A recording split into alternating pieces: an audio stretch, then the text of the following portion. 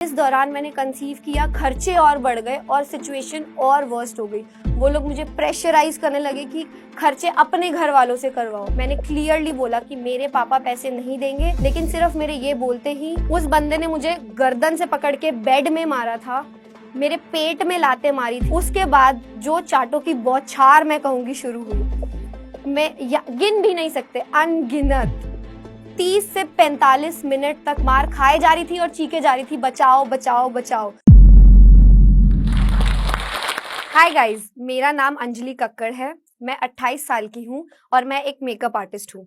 आज मैं एक बहुत बोल्ड, कॉन्फिडेंट और फाइनेंशियल इंडिपेंडेंट लड़की हूँ।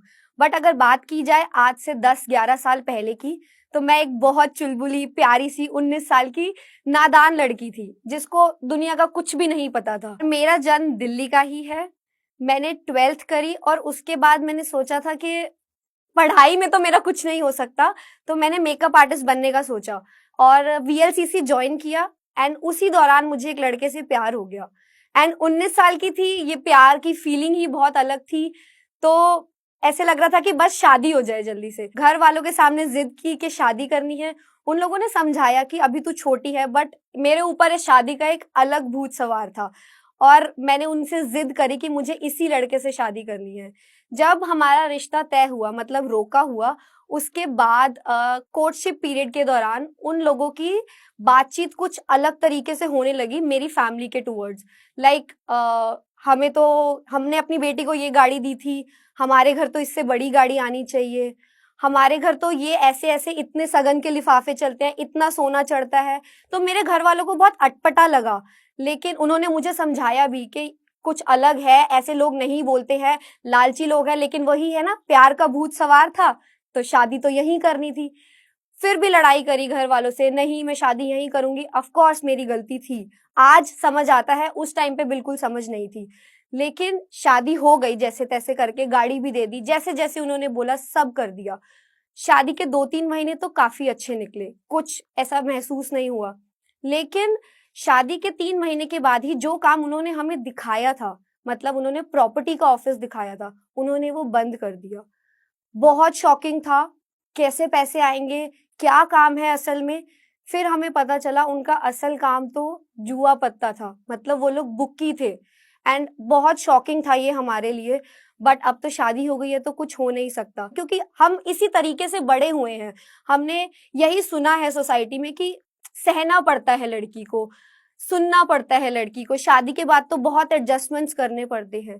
तो मैं भी वही कर रही थी। उसी दौरान मैंने कंसीव भी कर लिया, ये सोच के, क्योंकि सब यही बोलते थे कि बच्चा आने से मियाँ बीवी में प्यार बढ़ता है, चीजें बदल जाती हैं, सिचुएशंस चेंज हो जाती हैं।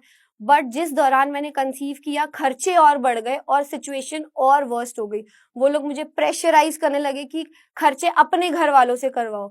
बहुत मुश्किल होता जा रहा था। एंड जब भी अगर वो लोग नहीं देते थे पैसे, तो गुस्से में वो मुझे मारते थे। प्रेगनेंसी में भी उस आदमी ने मुझे बहुत मारा है। एक बार की बात है, मतलब ये एक इंसिडेंट ही है, मैं कहूंगी बहुत छोटी सी बात है, बट हमें इन छोटी छोटी चीजों से ही पता चलता है कि चीज कब छोटी से बड़ी हो जाती है।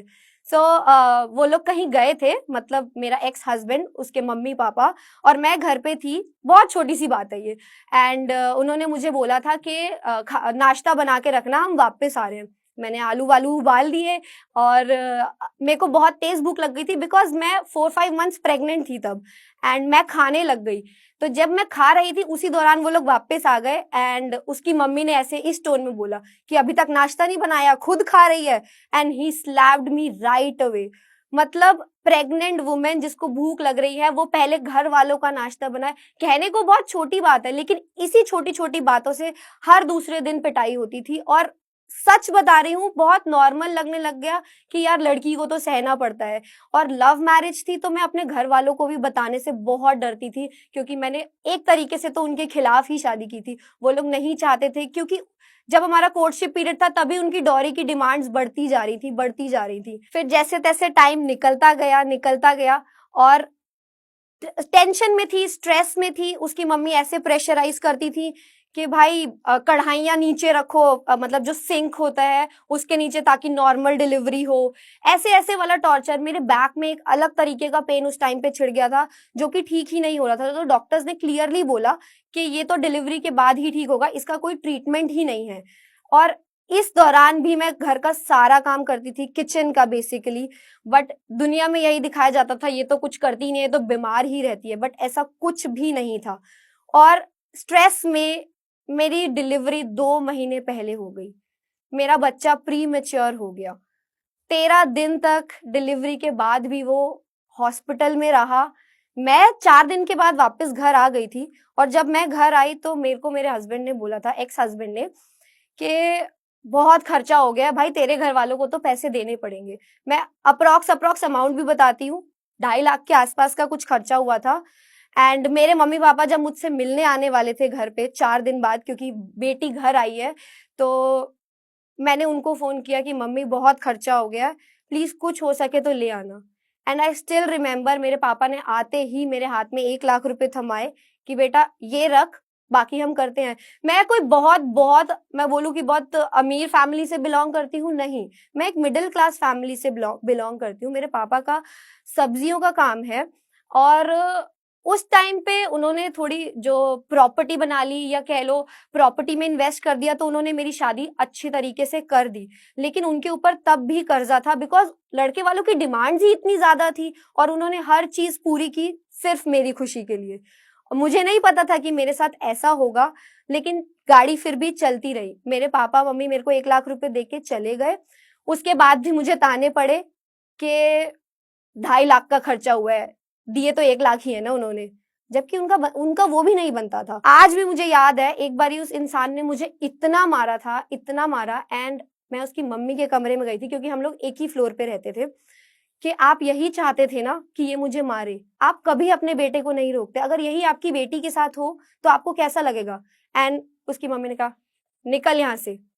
ये था, ये बंद दरवाजों में होता था, जो किसी को नहीं पता। लेकिन दुनिया के सामने तो हाँ, हमारी बहू, हमारी बहू, हमारा बच्चा, लेकिन उस बच्चे की तरफ कभी किसी ने देखा भी नहीं ढंग से, उसके खर्चे किसी ने नहीं उठाए, मेरे घर वाले उठाते थे। बहुत बुरा लगता था। लेकिन जैसे तैसे फिर भी हमने कहा नहीं, लाइफ मस्ट गो ऑन, क्योंकि लड़की का तो काम है एडजस्ट करना, लड़की का तो कर्तव्य है एडजस्ट करना। एडजस्टमेंट से ही मेरी बेटी जब 3 महीने की हो गई, एंड उनका फिर प्रेशर आने लगा कि नहीं भाई, ये खर्चा आ रहा है, ये खर्चा आ रहा है, पैसे लाओ। मैंने कहा नहीं, अब मैं अपने पेरेंट्स से पैसे नहीं लूंगी, क्योंकि यहाँ मेरे साथ जो भी होता था, मैं वो चीज सच्चाई तो अपने घर वालों को नहीं बताती थी ना, कि ये लोग किस तरीके से पैसे मांग रहे हैं। मैं अपनी मजबूरी दिखा के, मम्मी अभी ना मेरे को अच्छा नहीं लग रहा उनसे पैसे लेना, प्लीज आप कर दोगे, उनको तो मैं ये दिखाती थी अपने पेरेंट्स को। मेरी बेटी 3 महीने की हुई, मैंने सोच लिया कि नहीं, अब मैं अपने घर वालों से पैसे नहीं मांगू, क्योंकि मुझे शर्म आती थी। उसके बाद 3 महीने की होगी तो मैंने कलर बार में as a sales girl job की। Can you imagine? मतलब मैंने तो कभी नहीं सोचा था कि 3 महीने का बच्चा छोड़ के मैं एक स्टैंडिंग जॉब, 12 घंटे की स्टैंडिंग जॉब करूंगी। बट मैंने सिर्फ 18,000 रुपयों के लिए, ताकि मेरा खर्चा पानी चलता रहे, मैंने Colorbar DLF mall Noida में as a sales girl job की। बट मैं वो 3 महीने से ज्यादा नहीं कर पाई, क्योंकि मेरा शरीर साथ नहीं दे रहा था। बिकॉज उन्होंने मेरा बच्चा रखने से मना कर दिया था।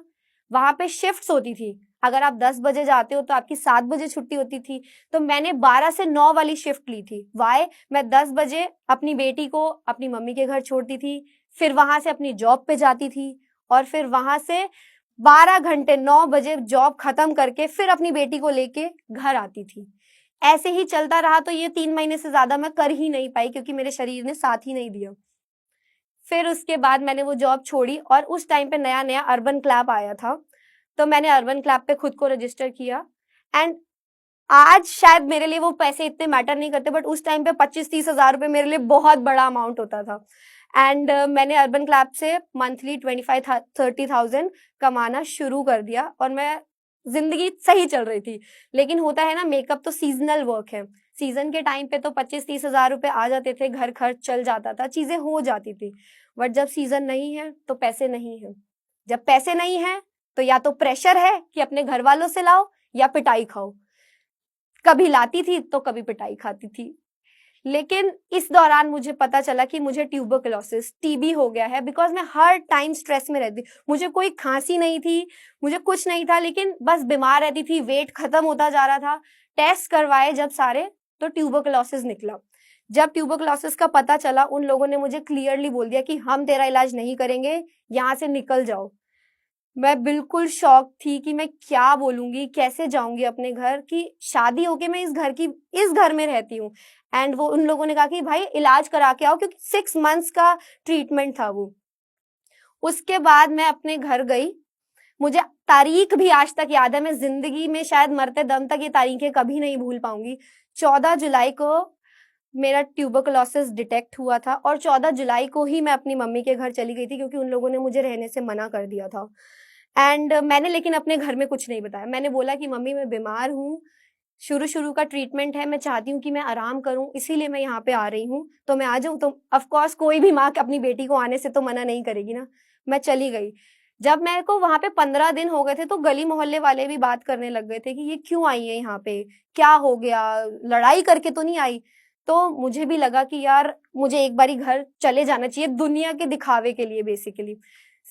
मैं 30 जुलाई 2018 को वापस गई उस घर में, कि सब नॉर्मल लगे सबको, कि आना आना जाना कर रही है ये तो अपनी मम्मी के घर से।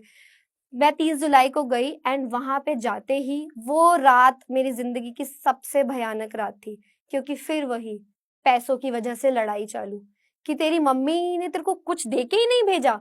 मात्र 1500 रुपए से लड़ाई चालू हुई थी, और मैंने बोला कि मैंने 1-2 दिन में वापस चले जाना है, मैं सिर्फ दिखावे के लिए यहाँ पे आई हूँ, मेरा इलाज खत्म होने के बाद ही मैं आऊंगी, लेकिन मैं उन लोगों को नहीं बता सकती कि आपने मुझे निकाल दिया है यहाँ से। मात्र 1500 रुपए से लड़ाई चालू हुई, और मैंने जब बोला कि मेरे पापा पैसे नहीं देंगे, कुछ भी खर्चा होगा अब आपके घर वाले ही देंगे, आपके पेरेंट्स ही देंगे, तो एक चाटा ऐसा आया कि मैं बिल्कुल सुन्न हो गई, इतना जोर से। मैं उस टाइम ट्यूबरकुलोसिस की दवाइयां खाती थी। एंड अगर किसी को पता है तो ट्यूबरकुलोसिस की दवाइयां बहुत स्ट्रांग होती हैं। एक एक दिन में आपको 3-3 टैबलेट अप्रॉक्स 1000-1500 mg की खानी पड़ती है। और मैं इतनी वीक थी कि मैं वो एक टैबलेट खाती थी तो मेरा सर घूमता रहता था, मैं पूरा टाइम चक्कर में ही रहती थी। बीच में 2 घंटे ठीक होते थे, फिर शाम की दवाई खाने का टाइम आ जाता था, तो फिर वही साइकिल रिपीट होती थी।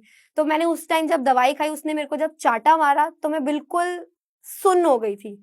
लेकिन उसके बाद जो चाटों की बौछार मैं कहूंगी शुरू हुई, मैं गिन भी नहीं सकते, अनगिनत 30 से 45 मिनट तक मैंने मार खाई। मैं चिल्लाई, बहुत चिल्लाई, मैंने हेल्प मांगी। मेरे पास उस टाइम मेरा फोन नहीं था, मैं बिल्कुल हेल्पलेस फील कर रही थी, और एक अंदर से डर भी था कि घर वालों को कैसे बताऊं। बस मार खाए जा रही थी और चीखे जा रही थी, बचाओ बचाओ बचाओ। अड़ोस पड़ोस को 101% सुनाई दे रहा होगा, बट कोई नहीं आया, किसी ने मेरी मदद नहीं की। एंड जब ये चीज खत्म हो गई, मतलब उस रात मेरा जबड़ा पूरा सूज गया था, मैं कहूंगी टूट ही गया था। उस बंदे ने मुझे गर्दन से पकड़ के बेड में मारा था, मेरे पेट में लाते मारी थी। अगर मैं कह रही हूँ वो मेरी जिंदगी की सबसे भयानक रात थी, तो वो सच में मेरी जिंदगी की सबसे भयानक रात थी।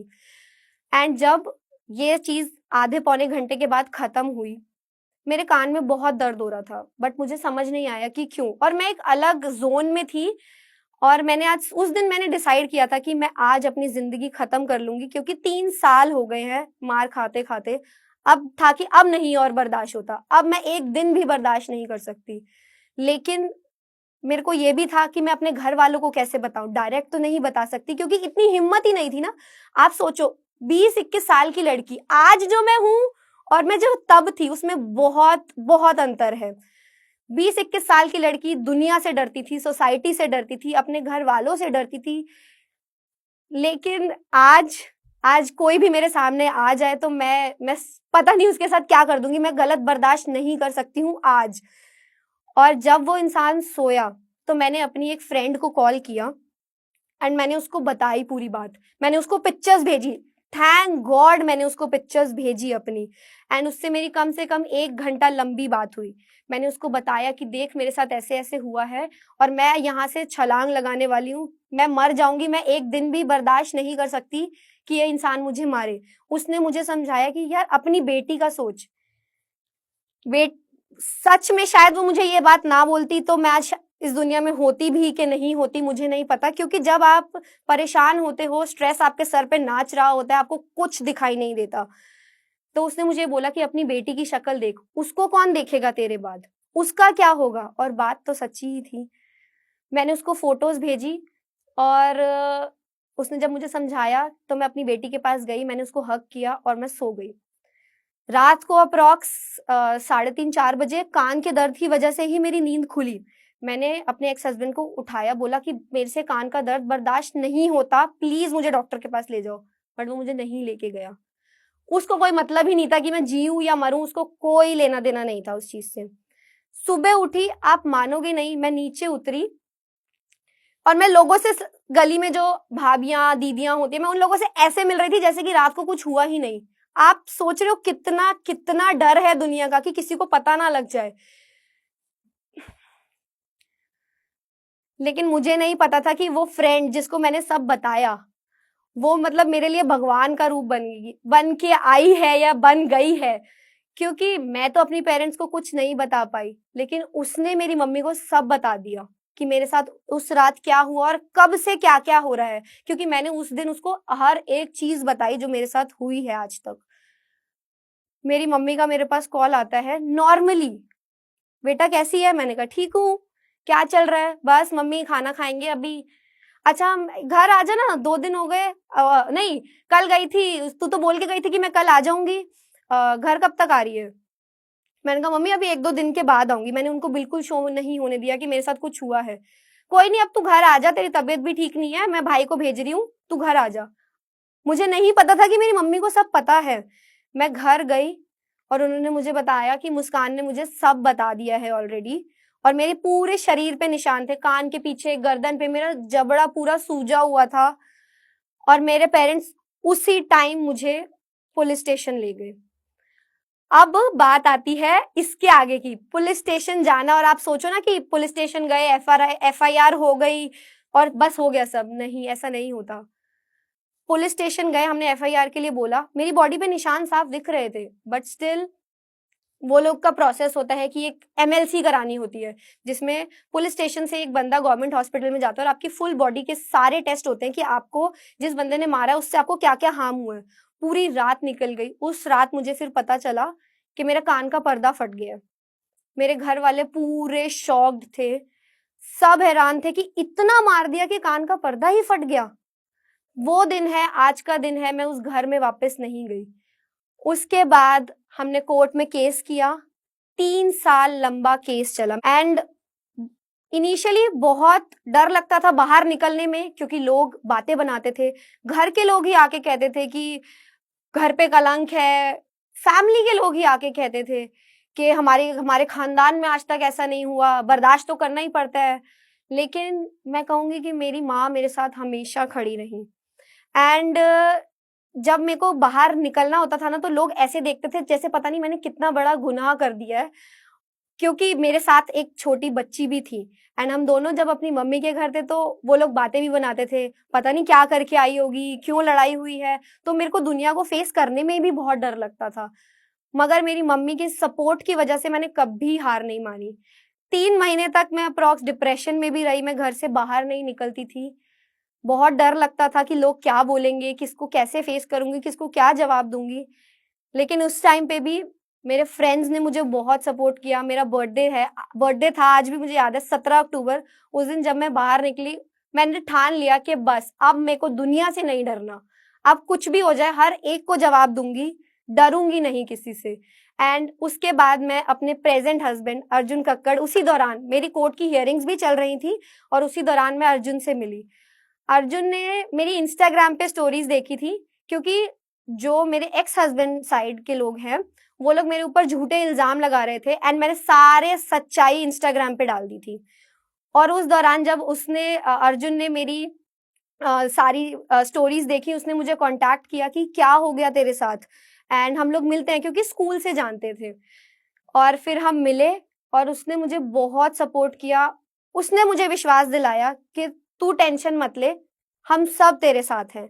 और कब हमारी बातें प्यार में बदल गई मुझे पता ही नहीं चला। There was no official propose और डेटिंग, बस अंडरस्टैंडिंग ही प्यार में बदल गई।